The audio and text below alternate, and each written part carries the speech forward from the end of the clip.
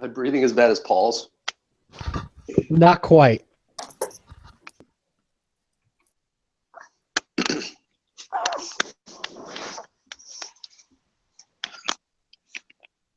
Okay.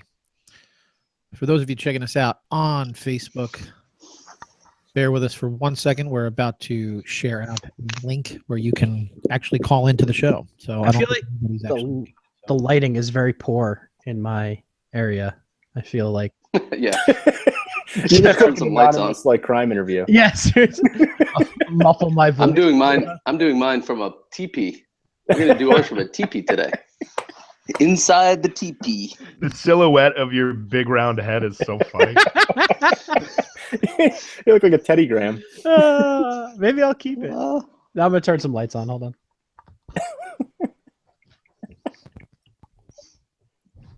Joining us from North Dakota this week, Dave Yampolsky.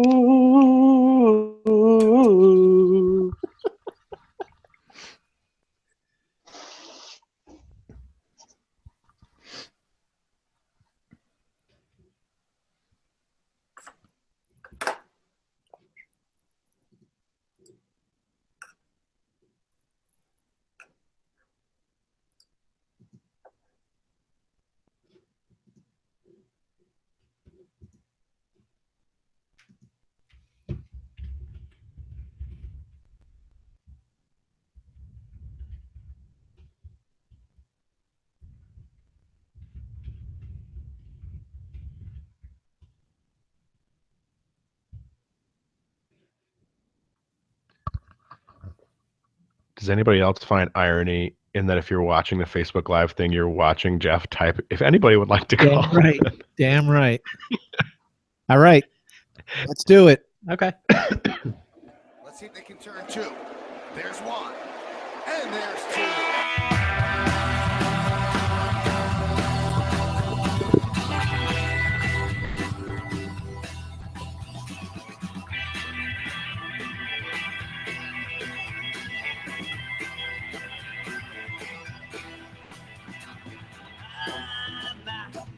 Pretty big fish to fry. Pretty big fish to fry. My, my. My. Pretty big fish to fry. Pretty big fish to fry. My. Last weekend I barely thought I'd make it out alive. Told myself I'd take time and give the world a try. I was alive. My, oh, my. Oh, yeah, everybody. Welcome. It is Friday. December the 30th, 2016. It is the last show for 2016 that you will hear from this podcast, the #1 rated podcast on iTunes, with amateurs talking sports and beer from New Jersey, from Chicago, from DC. It's a very, very, very specific demographic, but we do thank you for taking the time to listen to us. My name is Jeff. I'm joined each and every week by a distinguished panel of experts about nothing, but in this case, we're going to talk sports and a little bit of beer. You can find us on Facebook Live if you are taking the time to look at us right now, and there's a link on there. You can see on my profile, actually. Those of you that are checking that out, you might know my name. Otherwise, maybe one of these guys that's on the panel will share it out. Introducing our panel, we have from the nation's capital. You may see him. You may see his child at some point today. He has transitioned what I think from the playroom to just the full-on nursery. It's Ambo. Hello, everybody. How are we? Good, good. From what looks like I don't even know, some silhouette-looking weirdo lighting situation there. From Denville, New Jersey, we have Brett, if you can see him. The lighting's messed up today. I don't know. I don't know, get some people in here, figure this out. But hello. Happy New Year. You have serious backlight. I think it's the beard. Definitely. This is going off today. Shaving it today around 4 p.m. So enjoy it while you can. Good. The 2016 beard is gone 2017 beard will be here by what? January 4th? Starts in 2 days. Good. From the town that Billy Sunday could not shut down, we have Sean. Hey, Jeff, if we're talking about appearances on Facebook Live, it looks like you're just peeking into a screen right now. Can you show everyone that you have a body? That I have a Stand body. up. Yeah, I have a body. Yeah, there you go. Ow! You were just a talking head, literally. Do we want him to stand up, really, though? Do we want to see that How body? about that? Is that any better? There we go. I There do. we go. Thank you for having me, Jeff. Happy holidays. Listen, thank you for coming. And if I'm Anytime. not mistaken, there is a second from Chicago joining us today. From Chicago, via Montville, New Jersey, Montville royalty, actually, as some people have been known to say. We got JR. What's up, JR? Hey guys, thanks for having me on. Honored. Well, that's because we haven't started yet, so don't That's get true. too honored. And good evening, everybody. And despite the fact that I have just knocked a cup of coffee in my lap and a suit that's just out of the cleaners, it's great to be home. And his first pitch to D. Gordon is almost on the kneecaps for ball one. D just did get out of the way.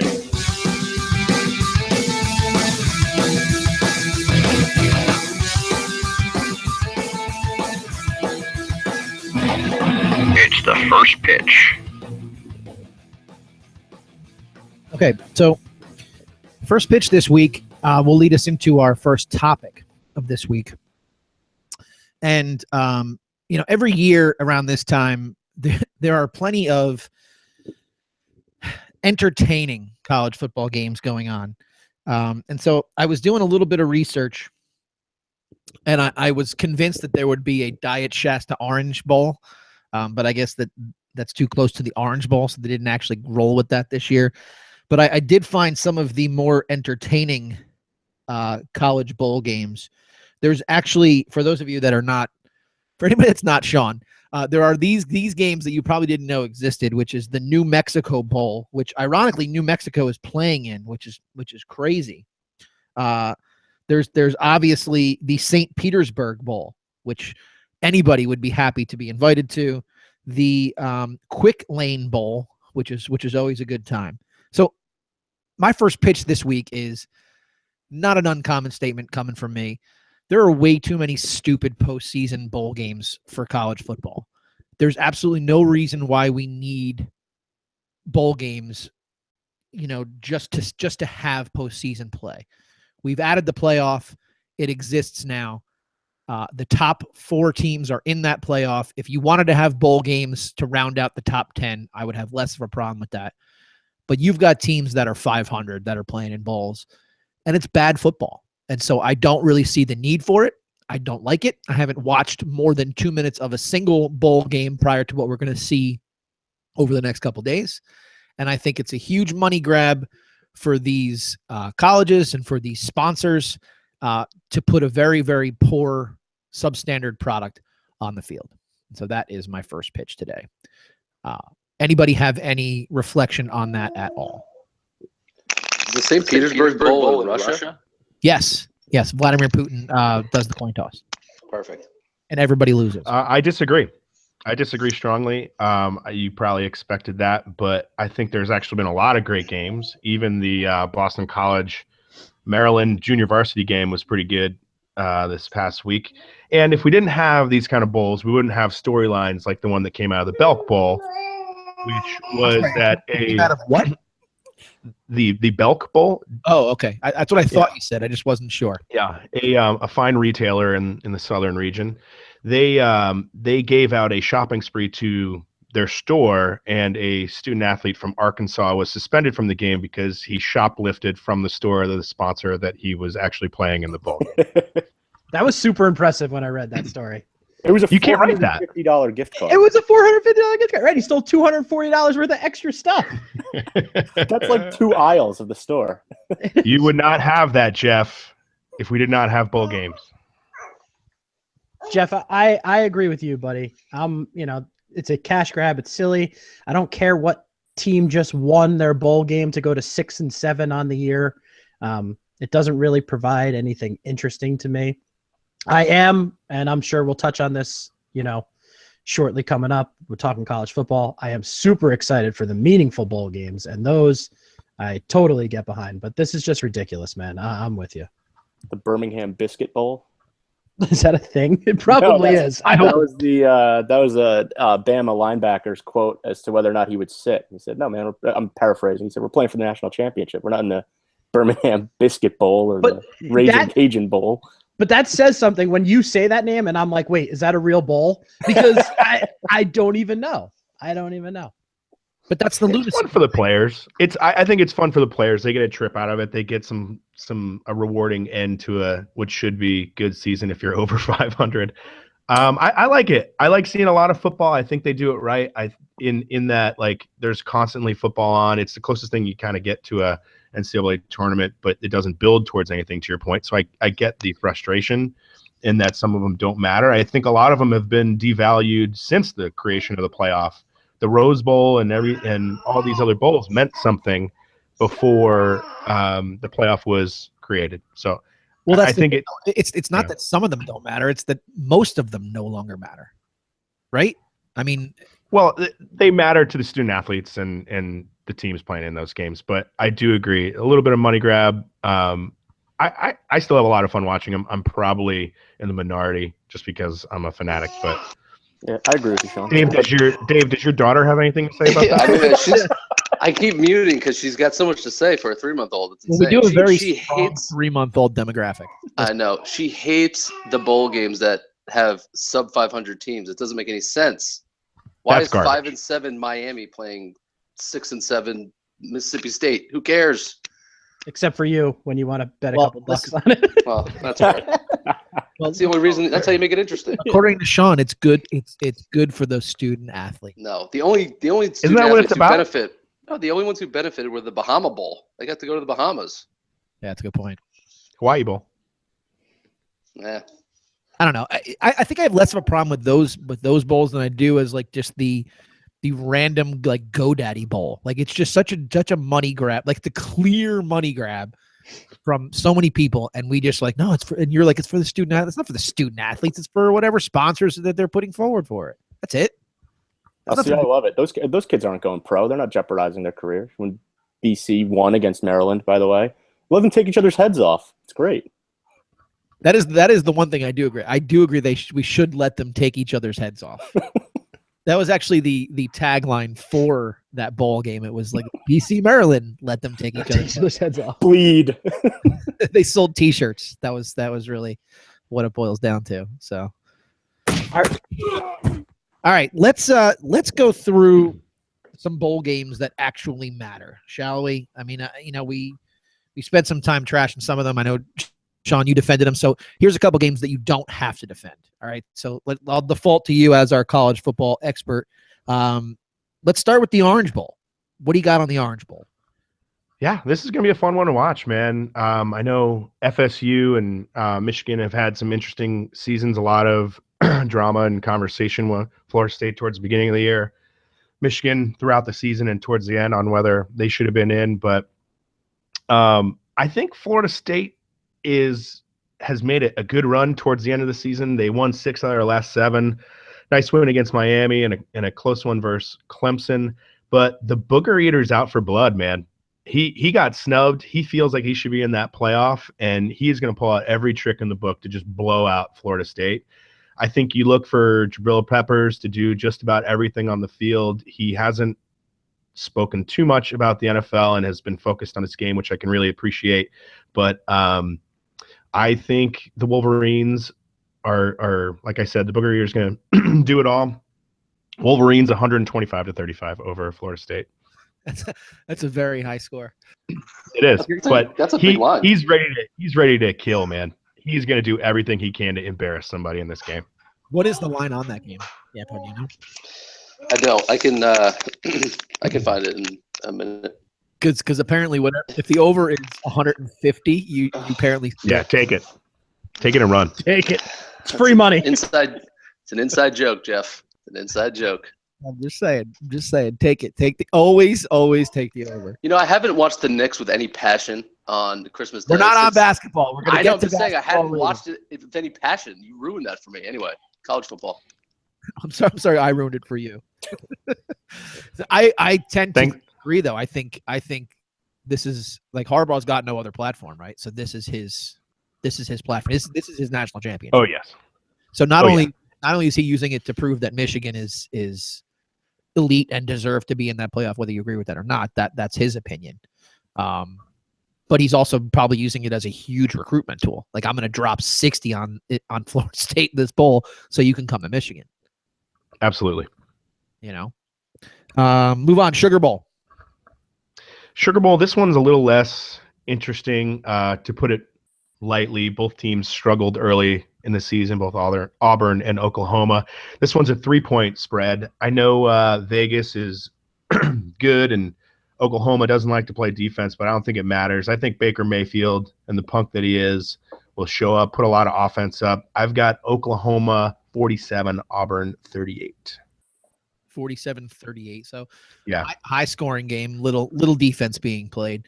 Oklahoma did climb their way back. They were just on the outskirts of that playoff, proving our old turn to veteran Rass pretty correct, right? That's right. Made that call way back in the beginning of the year when Oklahoma didn't look really all that strong. Anybody have a take on the Sugar Bowl? No, but you know what? Yeah, Rass's. I went back and looked at the NFL picks, and we should do them. Yeah, let's do them next week. Yeah. Next week. But Rass did a pretty good job. I feel like he's a sports Nostradamus, man. I agree. That's why he dropped the mic. He Costanza'd us. He's like, all right, I'm out. Yeah, he was like, Oklahoma, boom. Okay. So nobody has any other take. Oh no, I don't know anything about the Sugar Bowl. I mean, I don't know. Who cares? I don't know anything about that game. I don't. Of all of them, I don't think this one. Of all of them, I don't think this one really matters a ton. Do you think that's just? Do you think that's? I mean, I think the Michigan game has juice just because of Harbaugh, though. Absolutely. Yeah, I don't think either Auburn or Oklahoma really have too much to prove here. I think Oklahoma made that run at the end, became Big 12 champs, and they fell, I think, they came up to 7 somewhere in there, but they weren't really a part of the playoff conversation.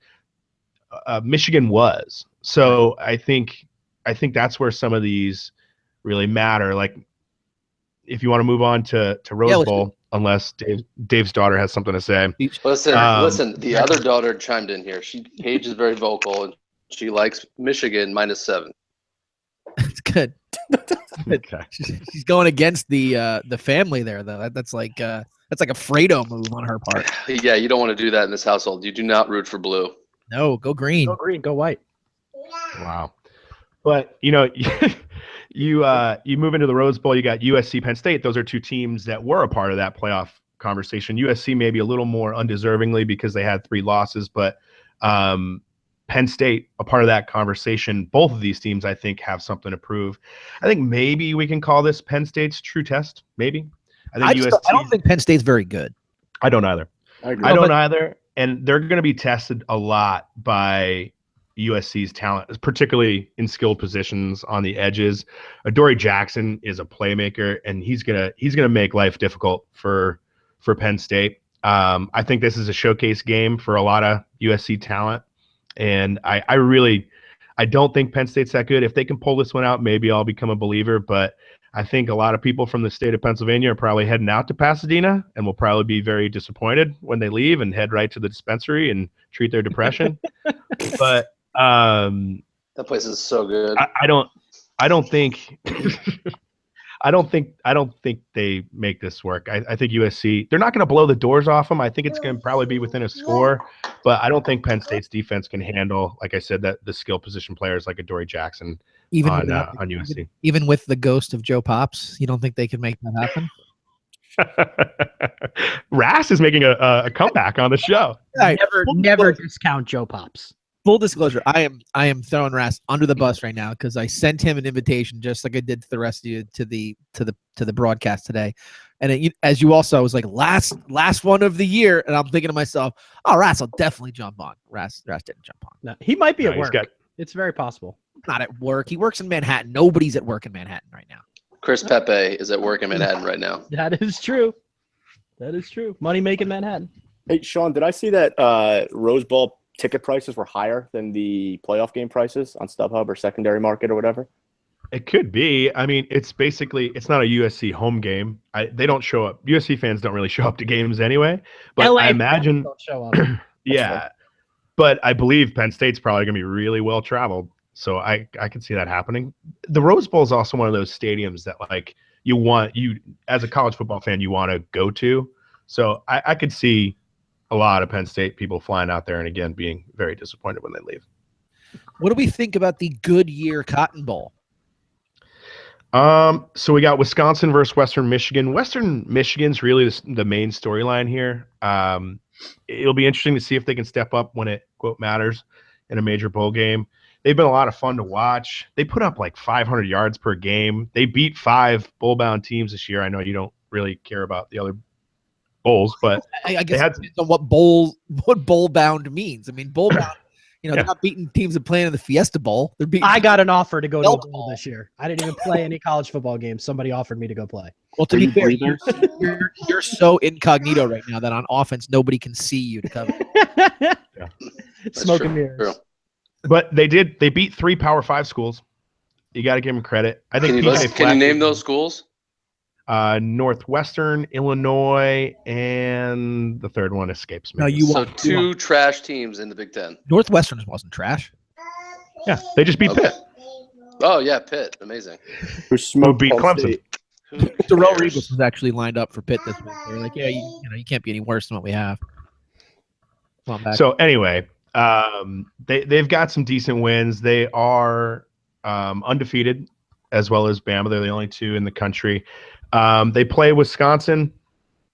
They with this Wisconsin team, I think in any other year probably could have made a good run at the Big Ten. They did actually. I mean, they were in the championship game, but they lost 2 close games to 2 top 5 teams within the conference and fell apart in that championship game. I think it's a little bit of a lose-lose situation for the Badgers. I think it starts off as a bit of a pitcher's duel, but ultimately, Wisconsin's got a really tough D. They come through, but the lose-lose is they beat Western Michigan. Who cares? They lose to Western Michigan. Now they look like a joke because they lost to a team that we just said does not have the strongest schedule. So it'll be interesting. I don't see Western Michigan pulling this one out as much as I love PJ Fleck and the storyline of Western Michigan. I don't think the Broncos have it. One thing to note, Wisconsin's got a wide receiver that I think we should add to the all-team name. Okay. Jazz Peavy. That's pretty good. I like it. It's pretty good. Is that 1 Z or 2? 2 Z's. I like the music. Of course. Why wouldn't it be? Is there an apostrophe as Where was well? he? Somebody do a little bit of research right now. Where was Jazz Peavy born? I got it. I'll do it. That's an Okay. So that line. So don't touch that line. +8. That's what I was just going to get to. I could see a little backdoor cover. I could see a backdoor cover. How about the over/under 52.5? Oh, you got. Wisconsin doesn't put up a lot of Take points. the over on that. Apparently, based on what Western Michigan puts up, right? 500 yards a game. Yeah. But Wisconsin doesn't have that kind of offense. 52. I would, 52 but you're talking about them playing. They're playing against Western Michigan's defense. I would take the over. Kenosha, Wisconsin, if anybody's curious. Oh, that's terrible. Kenosha, the Kickers. Who names a kid Jazz that lives in Wisconsin? Like, seriously. The Kenosha Kickers. You guys know what I'm talking about. What's his last name? Peavy? How is he not like Jarlsberg Peavy? Jarlsberg. I like that name. Kenosha's like 70 miles from here, by the way. All right. Moving on to the Chick-fil-A Peach Bowl. Really, really the first one that I think really will have my attention. You got Alabama and Washington. Half one of those teams obviously goes to the final. Let's break that one down because that one has some juice. Yeah, I think everybody thinks Bama is just going to come in and steamroll, and it's not even going to be a contest. If you're thinking that, you're probably right because there's a two touchdown spread. That line keeps going the other way, Sean. That's a Lane Kiffin move, man. He's going to sabotage.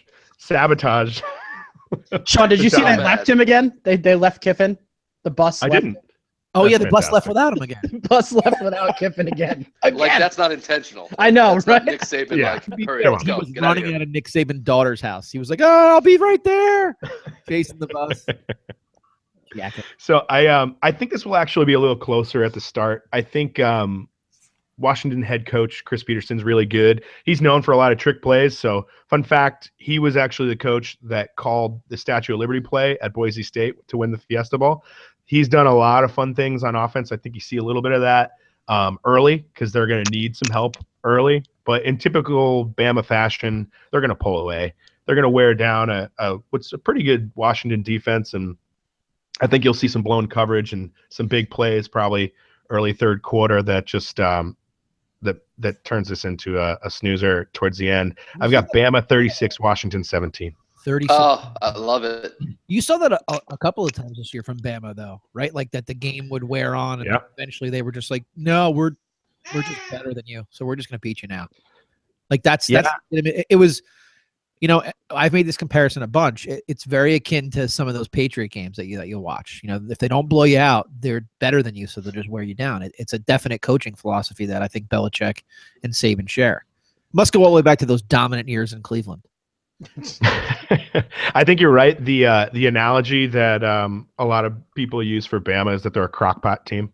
That they just start it and it's a slow moving thing, and then come the third or fourth quarter, you got yourself one hell of a meal. So, we got a little crock pot action working here today. We do, huh? In the playroom? No, that's unsafe, David. Don't put the crock pot near the child. We got some building blocks happening over there. Right now in the playroom, we got some building blocks, but we got some tortellini soup on the docket. Wow. Listen, turn 2, all we do is bring you beer and babies. That's really what it boils down to. Beer and babies. You want to do a cameo? Paige, come over here and do a cameo. There she is, standing. No. So there she is. She has better picking at games than I do. She's better against the spread than her dad. If I put the 2 pictures on the wall, she points to the right one. Oh, you need to do that. She's probably better at English too. You need to do that for the national championship. Yeah. We're making that a running segment next year. It's going to be your bets. Paige's picks. Like that baby bets. It was like Paige's picks. It was like a Paige's picks. Like some animal would pick the picks and like always got it. What was that? Like a turtle? A dolphin, walrus. I forget. Yeah, it was something ridiculous. All right, Fiesta Bowl. If people didn't think we were amateur now they've got all the material they need. Hey, listen, it's a vacation week. It was full disclosure. You might see kids. I wasn't convinced that I wasn't going to be sitting here by myself this week. Not going to lie to you. So you told me you might be at a bar. Apparently that didn't work out for you, Sean. You're home now, so that's good. Had we recorded over the last 2 days, that's where you could have found off-track betting facility. Yeah, working. I got to figure out the odds on the OTB. All right, the PlayStation Fiesta. Everything's got a goddamn sponsor. The PlayStation Fiesta Bowl. What happened to Tostitos? Wasn't that the Tostitos Fiesta Bowl forever? It was. They couldn't pony up, man. So, but PlayStation could? Yeah, they've got the new PlayStation Vue product. You got to be on top of that. All right. You're such a child. You are a man child. You know that? Who are you addressing? Yes, you. Yeah, Sean. What? Man child. Oh, because I'm sitting in the playroom. I'm a man child. No, you're a man child. You're like, oh, they got the new Vue. Like, are you up to snuff with all the PlayStation stuff these days? Listen. Hold on. That's a television product. Hold on. Idiot. You cannot. See? You cannot insult him and envy him at the same time. It's so hard. It's so hard. Where you come from right now? You were like, yeah, stupid video games, going to concerts with Snoop Dogg, and I want your life. You can't have both sides of that coin. Working from home at off-track betting. Who are you? Exactly. All right. Fiesta Bowl. You got Ohio State and Clemson, which I think out of those two semifinal games is going to be the better game. Oh yeah, for sure. Okay. Yeah. So right now, I think Ohio State's given 2.5. Both teams this year have shown greatness. Both teams have shown great vulnerability. I think Clemson has the offensive edge and Ohio State has the defensive edge. What I really think it comes down to, and I know I've said this a bunch of times with Ohio State, but it's Sean Watson or JT Barrett are dialed in. It is a lot of fun to watch, and you're going to see a shootout. You need to take care of the football. When he doesn't, like in Pitt and NC State, and he throws 3 picks, he's going to find himself in a whole heap of trouble, and that defense that Ohio State has, particularly their secondary, are going to eat him alive.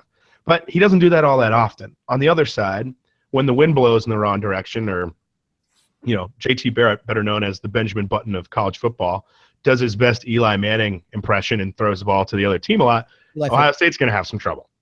So I don't think you're going to see too much of that. I think they're both going to come in pretty prepared, and you will see that shootout.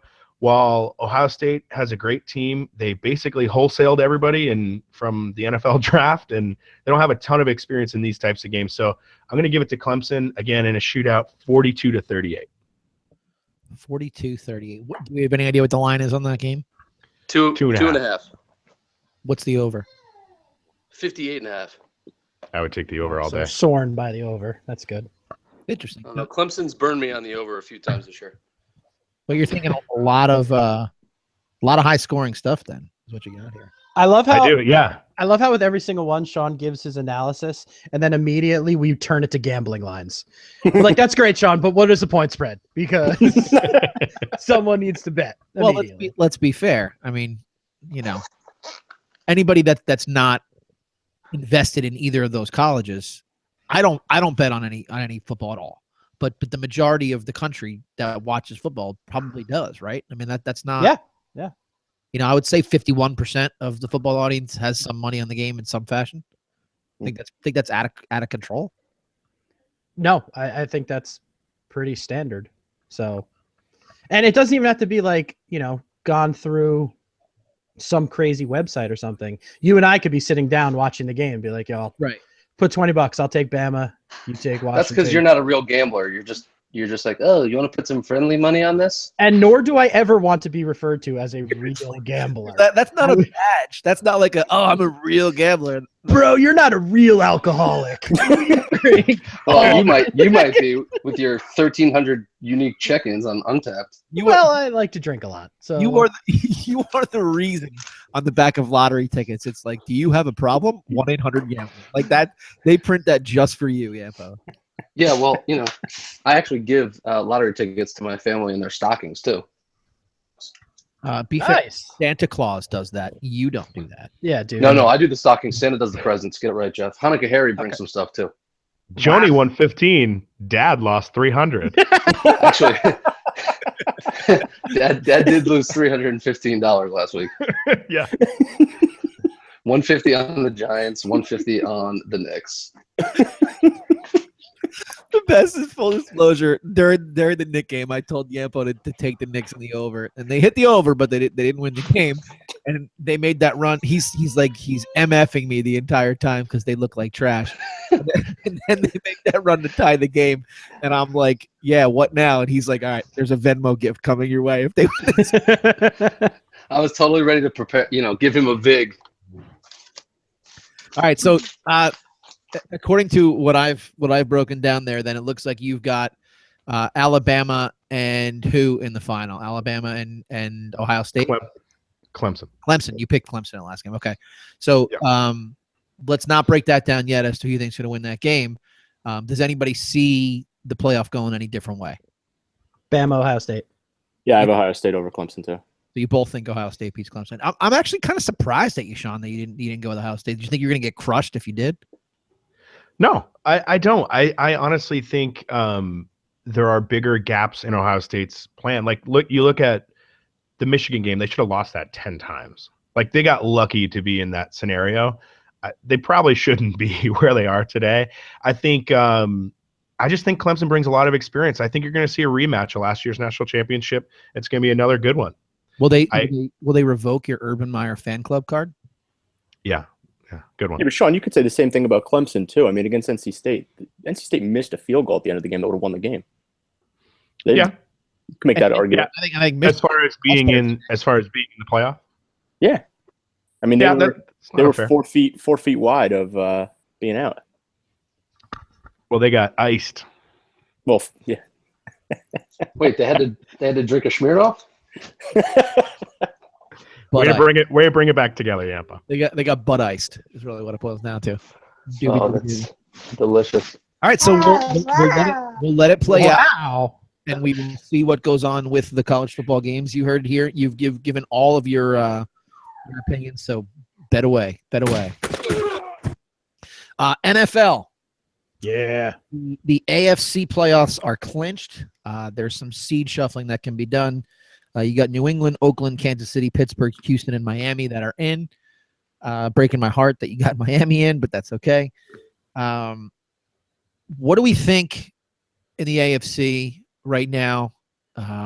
You got Carr going down with a broken leg, which is just damn devastating to Oakland, as Brett does a little dance and smiles in the corner there. I guess I'll go to you because you got the team.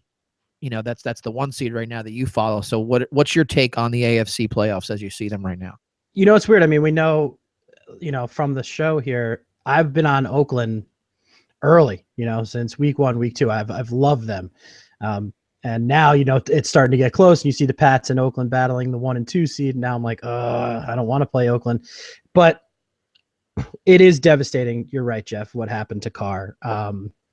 It's like driving across country and breaking, your car breaking down 5 miles before you get to where you need to be. It's unfortunate for them. And I don't think anybody ever wishes injuries on other players. So I'm not happy that Carr was injured. It certainly, I think, makes the Patriots' path in the AFC a little easier. And I guess from a fan perspective, that's cool, but not at the expense of somebody's health. I like these teams. I like New England. I still think Oakland's pretty good, but that quarterback situation is just that I can't see them generating a lot of steam in the playoffs. Oh my God. Go ahead. Sorry. What? I just got so excited. What was going to happen? Was that Stone Cold? No, go ahead. That's a later bit. Go ahead. Okay. All right. This is awesome. I'm going to keep going here. The team probably that scares me the most is the Kansas City Chiefs, because 2 seasons ago, the Pats went into Kansas City, and not that they would have to go into Kansas City this year during the playoffs, but during the regular season 2 years ago, they went to Kansas City, and Kansas City just blew them out. I mean, straight up embarrassed them. And it's not something I don't think Belichick can learn from and plan effectively for, but it was embarrassing. It's one of the more embarrassing Patriot losses I've seen in a long time. And a lot of that team is still there. When did that happen? 2014, the year the Pats won the Super Bowl. And what week? Week 4. I think they went. Means absolutely nothing because they went on that year and won the Super Bowl. It doesn't mean anything. No. But I know what that team is capable of. And I could see, that defense is good. They're good. So I can see that happening. Pittsburgh, again, I don't think I picked them early on this year to win their division. I might have. I'm pretty sure Ras did. But they're, just as every year, somehow they're there at the end. I feel like halfway through the season, I always look and Pittsburgh's like 3-5. And then you fast forward to the end of the season and they've won the division. Believe it or not, you were the only one out of the 3 of us that picked them to win the division. I did pick it. Okay, well, I'm smart, so that makes sense. Yeah, I don't know. Burger. You're something. You are something. I think out of any of those teams that are in the AFC playoffs, I think Pittsburgh's a team you got to fear, right? I mean, I think Pittsburgh. When they played them this year, when the Pats played Pittsburgh, Roethlisberger wasn't there. He was injured. Yeah, but okay, so let's look at the coaching, right? You got Miami, the Miami coach, as Nick Jannerone, a Miami Dolphin fan, joins the Facebook feed. Miami's coach, he's had a great year, but as far as playoff experience, he doesn't have any, so he doesn't really scare me. No, Bill O'Brien in Houston's trash. That whole division. They are terrible. So they're a playoff team that benched their starting quarterback. Andy Reid consistently underperforms in the playoffs. So he'll mismanage a clock and burn a Jeff challenge. Del Rio's playing without his starting quarterback, so you can't even boil it down to coaching. The only one in the AFC playoffs that has any kind of chops coaching wise is Tomlin. Yeah, but I mean, if you want to go by Terry Bradshaw's outlook on Tomlin, then he's just a cheerleader, rah-rah guy, and not really a very good coach anyway. Bradshaw should go back to doing a couple of more movies because he's totally out of touch. When I read that, I honestly, that was one of the first things I thought of. When you read quotes from people and you're like, oh, dude, you're so old. Right. You don't get it anymore. That's exactly moment. Yeah, that's exactly, that was exactly it. That would, see a Namath do that. You're like, oh, Joe, you reached a point. Do less. Do less. Yeah. So, that's how I feel. That's how I feel about Bradshaw in that moment. I certainly don't agree with him, just kind of bringing it up as a, little counterpoint, I guess. Okay. So let's do this then. 'Cause let's finish up the AFC with the local team, because they're about to finish the year. Thank God, putting us out of our misery, right? So this week, full disclosure, I have season tickets. So this week, my brother and I are going to go up, and we're going to watch the last game. They're playing the Bills. And up until last week, last Sunday, we're like, oh, we're going to play against Rex Ryan, right? Right. The only juice that game possibly had was playing against Rex Ryan. And then Rex Ryan loses to Miami, giving them a playoff spot. And, and then suddenly he gets fired. So here's my pitch. And I said this to you guys last week. Like, Todd Bowles is a terrible, terrible football coach, right? So just imagine for a second. Imagine, if you will, this week goes by, right? Right before the game, Woody Johnson calls Todd Bowles into his office. And he's like, well, Todd, we really didn't have that great of a year. I'm thinking we're probably going to, I can't really, he can't pull the trigger because he's a weenie. Like, so I want you to meet my friend Vince here. He has some news for you that about the organization. And so Vince McMahon struts in the room, and he looks at me and he goes, Todd, you're fired. So the team takes the field, right? Everybody runs out under that stupid inflatable jet that they have by my section that I hate. And they're all running there, and there's no head coach. Nobody has any idea what's going on. Then all of a sudden,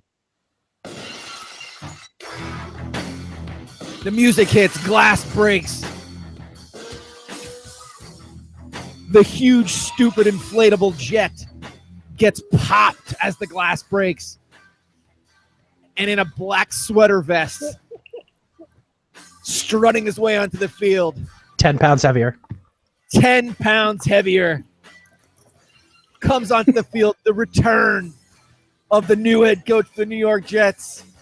And Jim Ross is standing there in the corner on a microphone going, good God, buddy! That's Rex Ryan! That's Rex Ryan! That's Rex Ryan! That's Rex Ryan!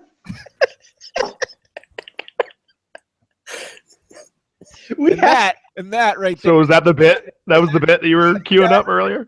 That right there would be the absolute only thing that would be possibly entertaining about that football game on Sunday. It'll never happen. Although if there is any horrible organization in sports that would do such a stupid thing, it would be the same old Jets that would do that. Jeff, I would like the Jets to do two things. Yeah. I would like them to hire back Rex Ryan. Yeah. And I would like them to cut all other DBs and just let Revis handle it all. Because I think he can play both sides of the field. I really do. Nothing would make me happier. Okay. Is it like blitz all or whatever? All out blitz or something? Just let him run around in the back. Just let him go. Block. Yeah. It's like backyard football. It's like, no, you got everybody. It's totally cool. So my question is, where can Rex Ryan go as a head coach? Nowhere. To get a darker jersey so he can continue to modify his tattoo. he went. I'm not positive of this. I don't know if it was real or not because I didn't click it on Facebook because I don't know what's real news and what's fake news. But that he had to drive. He got fired and had to drive away from the compound in Orchard Park in his Buffalo Bills truck. Yeah, it's a wrap on the truck. That's a stupid Tonka truck with Bills stuff all over it. That's so cool. And a stupid tattoo with a really dark navy blue jersey because it was darker than green. Yes. I mean, if he doesn't go to the Raiders, does he just stop? Like, no, yeah, that's it. I don't. He can't go anywhere. That's the good news for him. What could they turn that blue jersey? He could go to the Broncos. They could put like an orange ring around the arm. And then they mold it into like a Smurf foot. What do you cover that up with? Yeah, you keep the blue, but you keep the feet. You get kind of the best of both worlds. Oh, sorry for the tangent. The best of both worlds. All right. Anyway, moving on from the awful Jets. Yepo, NFC guy. You've got your boys locked up a playoff spot. We got three teams that are battling for that playoff spot now. You got Washington, Detroit, and Green Bay. There's two spots open. Two of those three teams are going to get in. Who do you think takes them? I'm going to the game on Sunday. here. Okay. So I'm hoping that the Giants knock the Redskins out. And I think, although the Giants have nothing to play for, I think the Redskins probably win that game. But I would just love to see the old prisoner's dilemma between the Packers. And I'm out of breath because I'm running all over the house trying to find silence. Seriously. I'm so fat. I'm back. Okay. Packers, Lions, prisoner's dilemma. Hey, guys, why don't you think we put it together, tie the game, we're both in. Funnier things have happened. It's probably, I don't know what the chances are of that happening. That's the only scenario which leaves Washington out if they win, correct? That's correct. Yeah, that's So correct. who wins the division if they tie? Is it Green Bay? I think it's Detroit. Did Detroit beat them head-to-head last I don't time? know. I don't know that You know, either. to I me, don't know that would either. be the only reason why that would never happen, right? Yeah, I mean, I guess you're playing. Those guys are playing for a home game, but if at the beginning of the game you could guarantee both of your team's destiny, bit of intrigue. I know it would never happen because that's just not the way the game works, and and garbage for sports media people to talk about, like us, amateur podcasts. But Well, what if you're I the think Giants? You Washington. roll over. No, I mean, listen, the Giants claim they're going to play to win, but at the end of the day, if they're not in the game or they're ahead by enough, they're going to pull the guys that matter. And Washington's got everything to play for. The Giants have nothing to play for. They can't improve their seed. And you have the conversation, do you play better, when you try and win, like the year that they, went full throttle against the Pats and fell 3 points short, but then they rode that momentum into the playoffs and beat the Pats in the Super Bowl. I don't remember that year. I don't. Yeah, of course you don't. You never talk about that or 11. I forget the years that the Pats lost to the Super Bowl to the Giants.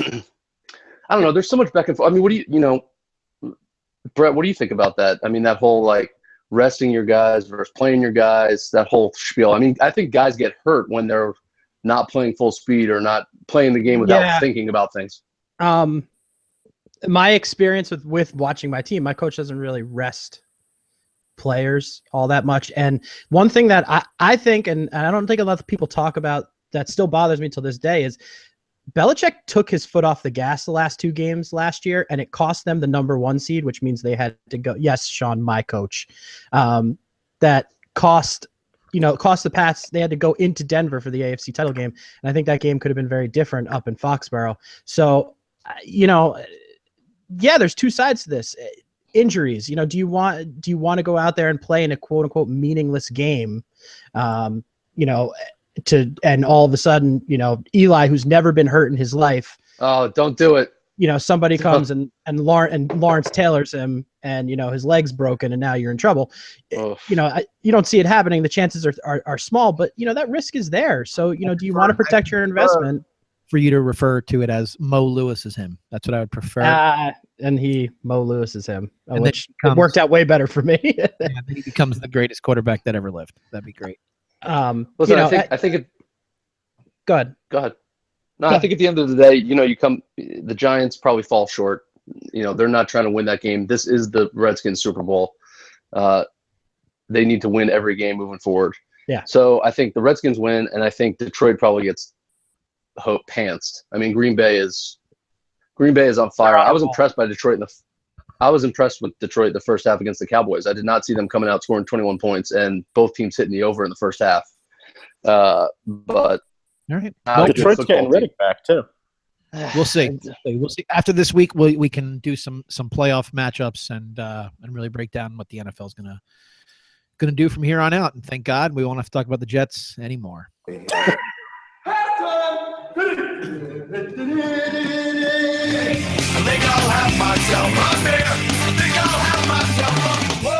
Well, it is certainly not it's certainly not halftime because we are running out of time actually in tonight's show. But I did before we close out the year, I did want to open it up to the panel to highlight any of the best beer that you had this year that maybe we haven't talked about.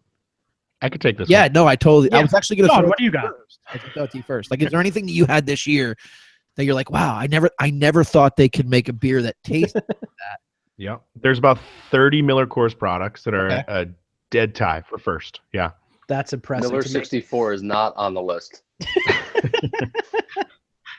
No, I'll let you guys talk about this. I have nothing to contribute other than that I love Miller Lite. I love that, Sean. It's great. You're like that friend of ours in a cult. It's just like, yes, totally. That's not what. In a cult. How is that? Yeah, whoa.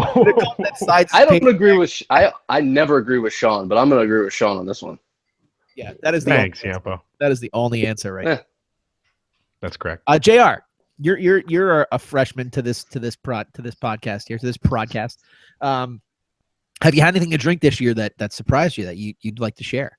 Yeah, so here I'm actually not prepared for this at all, but nobody after being called an alcoholic by my wife last night, I feel relatively qualified to answer this. Welcome to the show. Yeah, you're welcome. You're safe here. So Revolution Brewery in Chicago, and forgive me if Sean's brought them up before. It's not a Miller Lite product, so I'm sure he hasn't talked about them. They do two really strong beers. One is full year round. It's their IPA. It's the Antihero. Solid hoppy IPA. And then they also do a Pils, which surprised me because I'm not usually a huge Pils fan, and it is strikingly good. I've heard good things equal about favorites. Okay. I love pills too. Not those kind of pills, dude.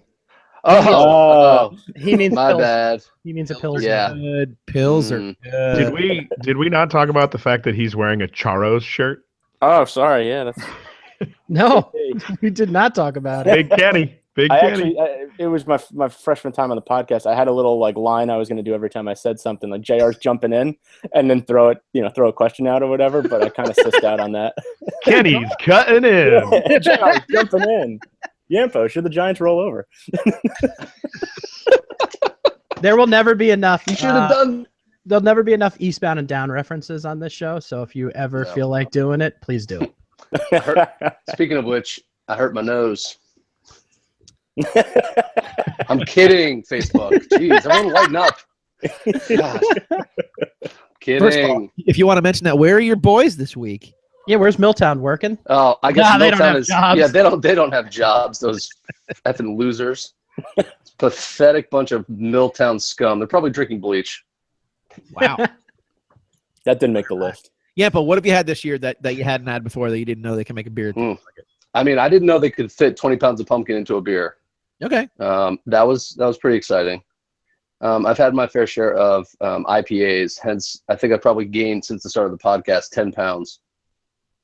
Good. That's good. No one's disputing that. Look, you look great. You look great fishing for compliments. No, Dave. You went from portrait to landscape. Hey, oh, Kenny's cutting in. JR's jumping in. Butt slam. Yeah, and I have to say, I had a lot of Bud Lights last night. Bud Lights are better than Miller Lite. Oh, that is so freaking false. It's actually that's the biggest lie I've ever said to your face, Sean. God, it hurts. That hurts. The Blue Lovelies are not even on par with the nice old John Wayne. All right, Brett. Jeff. What have you had this year that you were like, I didn't know that they could make it. They could make something that tastes so good. Every year. It's actually right around now. So in about 2 weeks' time, Carton's gonna put out their regular coffee. And when you think coffee beers, you think, dark beers, and this one's a cream ale. It's delicious, but living room right now, dark. Like my lighting situation. Right. But they did a variant this year. They did 2 variants to the coffee.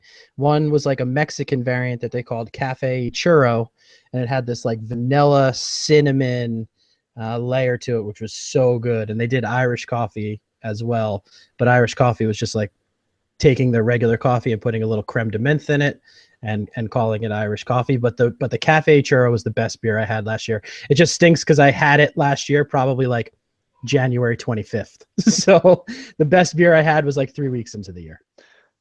It would be way better. You'd be more of a man if you actually poured Jameson into that's Irish coffee beer. I think that's a lot of complaints from people. Is like that's not really an Irish. Just dumping a creme de menthe is not an Irish coffee. And the fact that you had to say creme de menthe, just pisses me I off. like that. That was my favorite part. I like saying it. It's a fun. You know who doesn't use creme de menthe? Miller Coors. You know why? Because they're a good American company. Amen. That is garbage. Thank you. Amen. Maybe in their banquet beer they do. We're actually owned by Canadians now, but it's okay. It's Well, all right, still.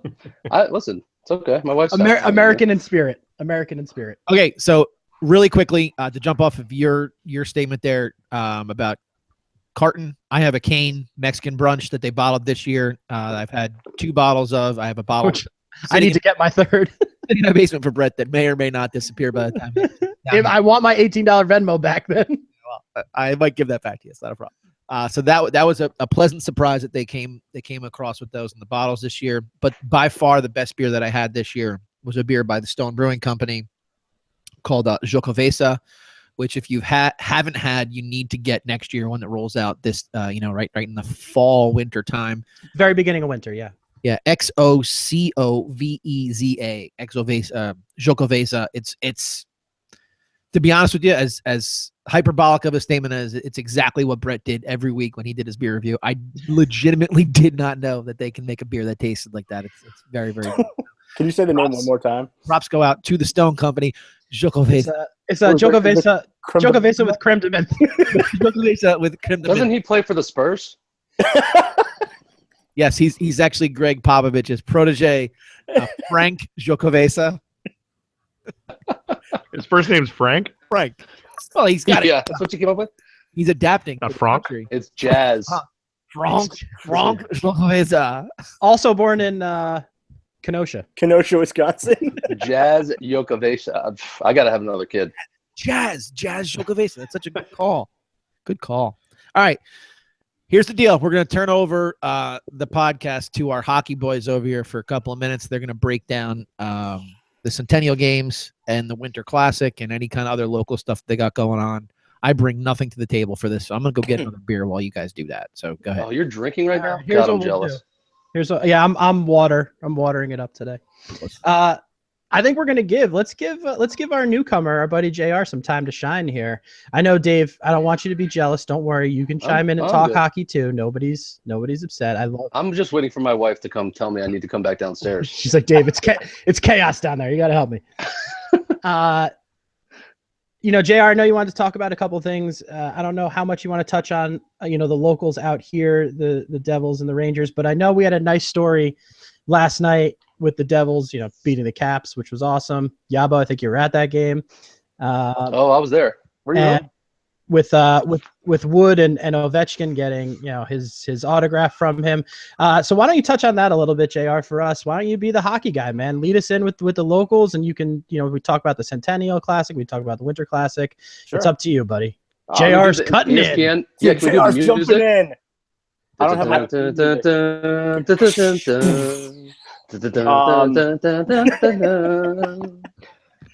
so let's do this quickly so that we can finish this thing today. Yes. Whoa. First heartwarming story out of New Jersey. Devils rookie Miles Wood, also a Boston College product, plug. Played there for a year, so technically he's our school. When he was 10 years old, wrote a letter to Ovechkin and asked for an autographed picture back. I'm going to paraphrase here, but asked for an autographed picture back. And essentially said, if you don't send me an autographed picture back, I will make it into the NHL and body check you. Somehow Ovechkin caught wind of this, and last night or yesterday before the game, sent him a little picture signed and it said, take it easy on us tonight, something to that effect. So really nice kid, driven, made it to the NHL, meets his hero, gets to play on ice with him. All to just check Ovechkin. I like just it. to check him. Well, I was thinking about this too. Ovechkin's however old he is, like mid-30s. There were probably 100 of these stories with Jágr. Oh yeah. Imagine kids born in like the 70s coming up. From like with their parents from like connected to like the Eastern European mafia at the time. They're just least shocking stat on Jágr is he's the only player from NHL 94 by EA Sports that's actually still in the league. I think that's impressive. He's 44. Fascinating. Awesome. Did it actually happen, JR? What's that? Did he check? They said they were polite on the ice to each other. So I'm sure they bumped into each other at one point or another. Miles Wood couldn't hold Ovechkin's jock. Come on. Miles Wood is I'm a Devils fan. one of the fastest guys in the league. He is quick, yes. Regardless. So where are the local teams? The Devils and the Islanders are basement dwellers. The Devils are terrible. looking to get back to NHL 500 tomorrow, also playing the Capitals again. Islanders are just below them. Rangers looking strong, but don't forget the Metropolitan Division is a just powerhouse. On the eastern side, the division leader for the Atlantic would be a wild card team in the if they were in the Metropolitan division. Yeah, we were talking about that like a week ago. Yeah. It's insane how Oh my God. strong that division is. It's Columbus is 25-5, and then Yeah, they also won like 13 games in a row. so Hot doesn't begin to cover it. So that's a And I just hate John Tortorella. I just hate John Tortorella. Yeah, welcome to the club. Yeah, he has like an expiration date when he coaches these teams because he He gets these guys does. to buy into this like sellout type mentality, block all these shots, blah. And after 3 or 4 shots, they're like, screw this, This thing hurts. This You know what? object hurts. That was a great analogy. His teams are like a carton of milk. They have an expiration date and they Totally. go missing on the side. He's very. Ba-da-dum-bum. He seems very Rex Ryan. Like Yeah. players coach, buys it immediately, talking big promises, and then never really delivers. He's like Parcells without the trophies. Like he just comes in and I don't know. It's his brand. He's like Scott Farrell. What other metaphors can we do? yeah. Mike? So the outdoor games. I'm sorry, wait, those are similes. We made a comparison using like or as. It was not a metaphor. My fault. Let's move on. Thanks, Alanis Morissette. So I don't know if you know this. Actually, judging by the ratings, you probably don't know this. There are 2 outdoor games coming up this weekend. One is on New Year's Day, the Centennial Classic up in Toronto between the Maple Leafs and the Detroit Red Wings, who last played outdoors in front of, I think, 110,000 people 2 years ago. I was there. Big House. In the big house, yeah. And then the day after, on the 2nd, you have the Blackhawks going down to St. Louis. Forecast for that day, by the way, St. Louis Busch Stadium, a balmy 60 degrees and thunderstorms. So that should be a fun hockey game. That should be a fun hockey game to watch. How do you if you Yikes. So they said the perfect temperature to have ice is like somewhere around 50 degrees. It's actually not that cold. Yeah, they did it in LA. Didn't they do an outdoor Yes. game in LA? So Yep, they it's did. definitely possible. Mike Craig's down there. He'll take care of it. He knows how to keep that ice going. They'll do great. But if the rain causes more problems than anything. I think the best part of the St. Louis game, the Winter Classic, is going to be watching Costas do his hometown, St. Louis, all that stuff before the game. Yeah, that'll be nice. I think he's going to do a really nice job with all that. But that said, I think the Hawks are going to smash him. So He's orange now. take that with a grain of salt. For the Centennial Classic up in Canada, probably much better weather. I don't know what the forecast in Toronto is. I would imagine it's not 60 and thunderstorms. It's probably 34 Fahrenheit, And thunder. Celsius. I don't know. 1 degree Celsius. Yeah, I think Toronto's coming on board. They have one of the most dynamic rookies in the game in Austin Matthews, scoring goals left and right. I think he's up to 18. I don't know, Brett. That sounds right. Sounds right. I don't know. Sure. Yeah. Sure. Why don't you ask Brett? Because he's the official hockey guy now, huh? Okay.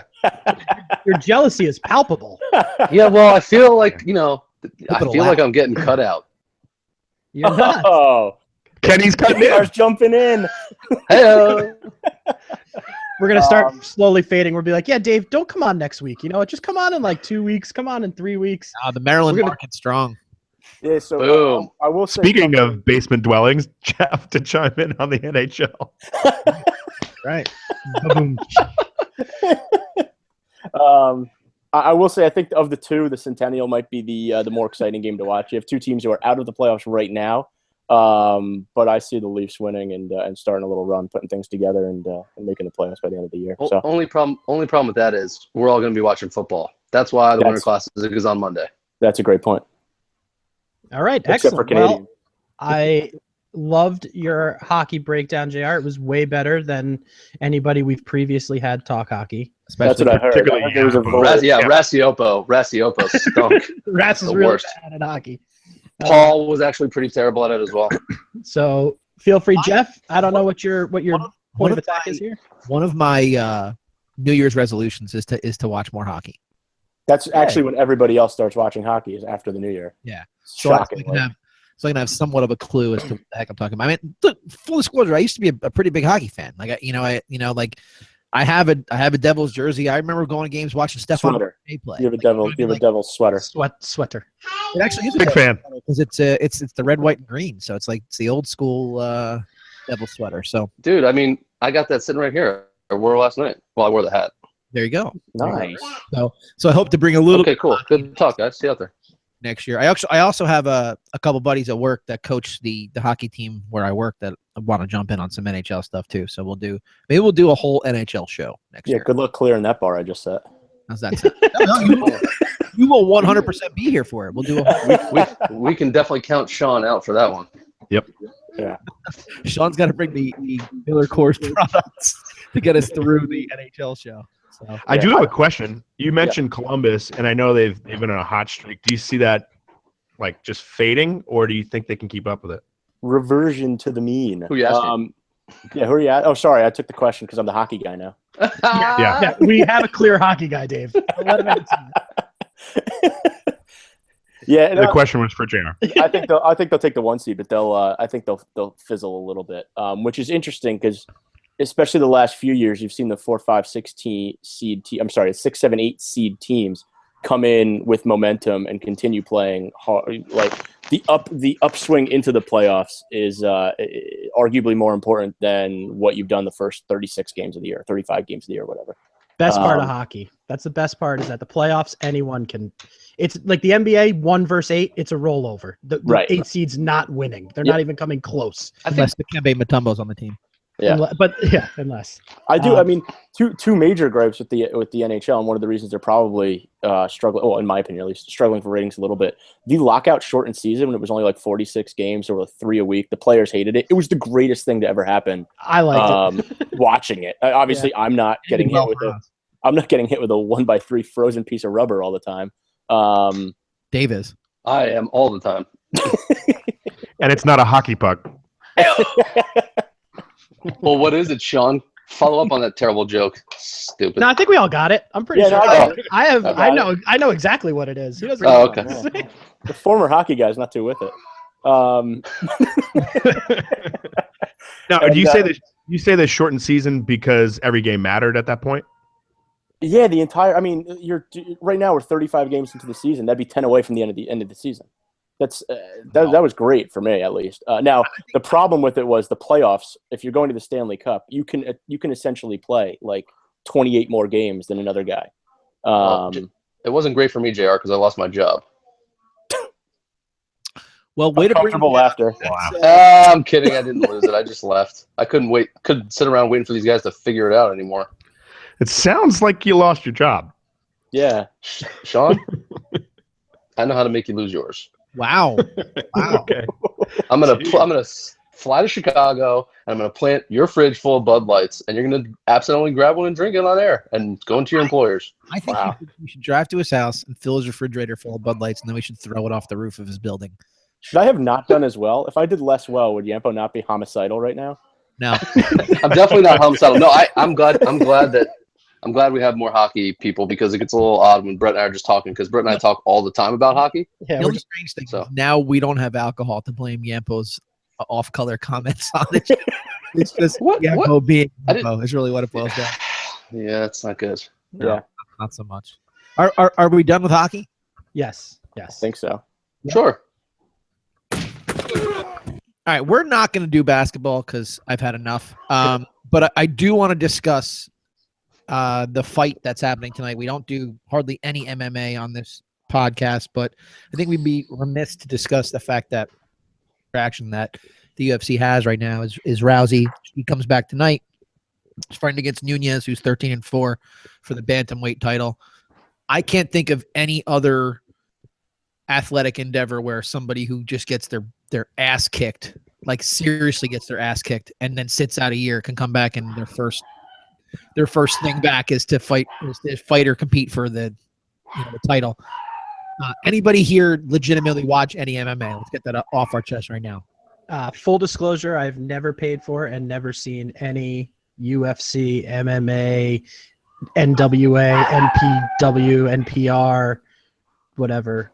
NGPW. NJ Pack. Shut your dog up first and then finish podcasting. You. Yeah, dude. Yeah. What? He just muted you. That's rough. Have you ever seen anything? Yes, I have. I actually just saw the most recent one that was on pay-per-view. And I actually was looking at lines and trying to bet on the fights, like talking to my buddy who knows a lot about it. But I didn't do it. Shock and awe right here. You were looking to bet. All right. JR, MMA or no? A bit here and there. I think the Rousey return is interesting though, because she basically said, "Look, I lost that other fight because I was doing too much for the organization," which I don't know, but I don't think she has a vested interest in a stake other than obviously her career. And now the same thing that they wouldn't let McGregor fight for in the last one, whatever he was up for. They're essentially allowing her special treatment. Do whatever she wants, media blackout, blah blah blah blah blah on the lead up to this fight. But personally, I hope she gets her ass kicked. That was awesome. Hey, we're looking for a new MMA guy. Do you want to do Did Yempo use the name too? Because if he Coming up roses window. Sean, are you a connoisseur of MMA or not at all? I am not, but I did really enjoy Nunez weighing in with the horse hat on. It was a lion, Sean. She's a lion. Lion. Sorry, whatever. The lion. It was awesome. Sean, get with it. Well, and she stayed destroyed at Holiday Inn Express. Well, but realistically, we got you wrestled in high school, right, Sean? Yep. So we got one high school wrestler. Jerry, you did. I wrestled freshman year. I lost every match. 0-15. So you can be our wrestling guy. That's good. Perfect. So, you do see a little bit of a wrestling play there in MMA. I guess our take, JR, since you seem to have watched, and Yampo too, you guys have seemed to watch the most of the product. What do you think? Do you think that JR said you hope she gets her ass kicked. Do you think she will, or do you think she'll win? That's a good question. Nunez is great. I mean, she's a rock star. She's huge. She's strong. She's fast. I think Razzie's. You made every single word of that up. You have no idea what you're talking about. No, not true at all. I read an article yesterday about this. Then you're a pro. Yeah, more qualified than 90% of us. Was it on the internet? It was. It must be true. I sounded out the large words to get through it.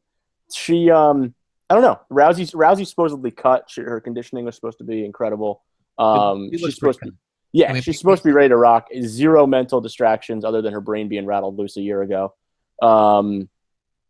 It'll be an interesting. Full disclosure, I'm going to you on this, JR, because an ex-girlfriend of yours is actually now an MMA fighter. I don't know if you were aware of that. I was not aware of that. That's fascinating. Oh, I am. You are. You are. Yeah. I mean, I could get being brought up on this podcast. I can guess which one it is. Yeah.